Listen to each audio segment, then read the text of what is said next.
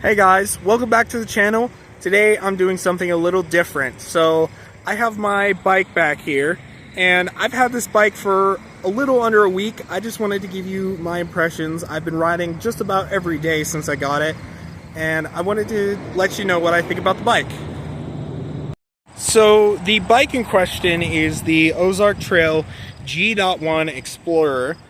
And it is a 700C gravel bike. I have the size medium in flat bar variation. There's also a variation with drop bars.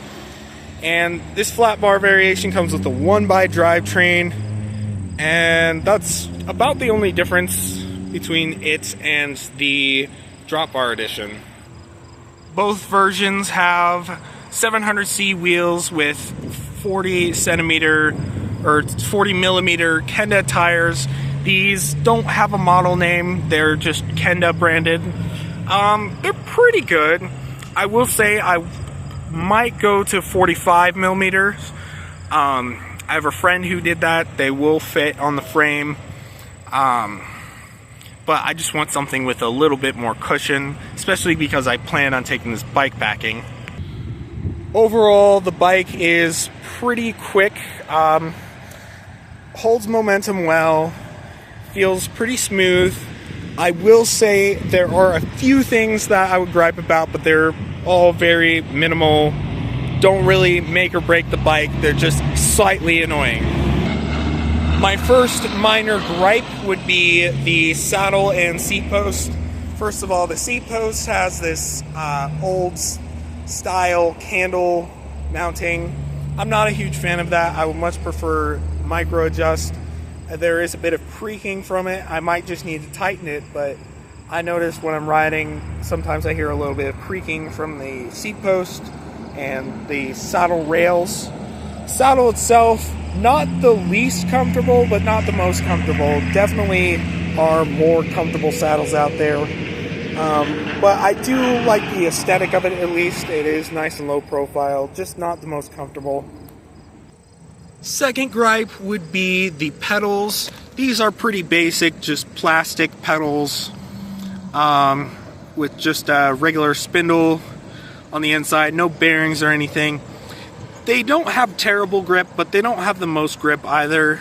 And I would imagine after a few pedal strikes, you'd wear out those little nubs. You might even crack the pedal in half, so it's probably something worth upgrading down the line. I know I probably will be upgrading. Now this is both a pro and a con. I have a slight gripe about the drivetrain. Just coming from riding mountain bikes, it just doesn't have as much range.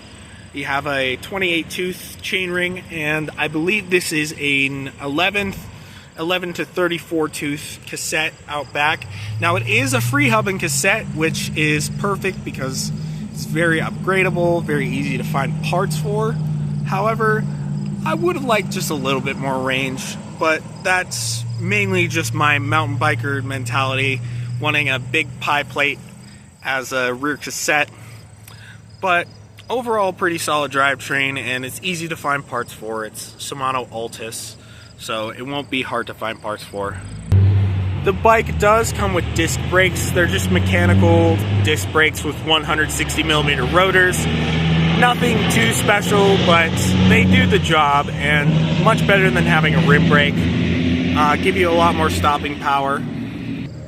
I am happy to see that we have Presta valves on this bike. This bike actually costs $250, so to see Presta valves at this price point, it's kind of nice. Makes it a lot easier to find inner tubes and just makes a lot more sense for these more narrow gravel tires and rims. And as you can see, I'm definitely keeping this bike. I've already customized it with a few little stickers. Got some bear stickers and some little paw print stickers. This one, he's riding his bike just like I'm riding this one. And I've also got a few mounts for accessories. This is my cell phone mount so that I can get directions or play music while I'm riding through town. I also have a mount for my front light and for a rear light so that if I ever get caught riding in the dark, I'll have my lights as long as I remember to bring them with me.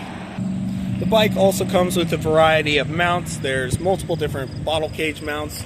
There's even one on the underside of the down tube.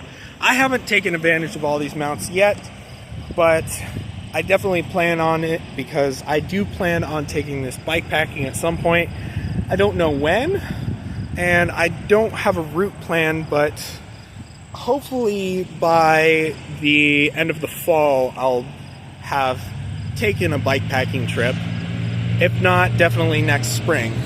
We also got rack mounts, and you have mounts on the fork, so there's plenty of versatility here for mounting bags and accessories and whatnot.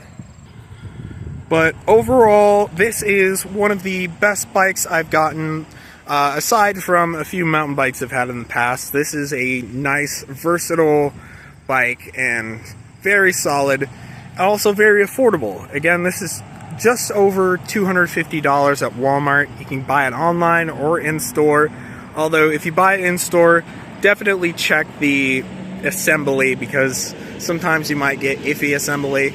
This one I got in-store, and the assembly was fine for the most part. I just had to tighten up a couple of little bolts. But yeah, if you want to get this bike, $250 at Walmart.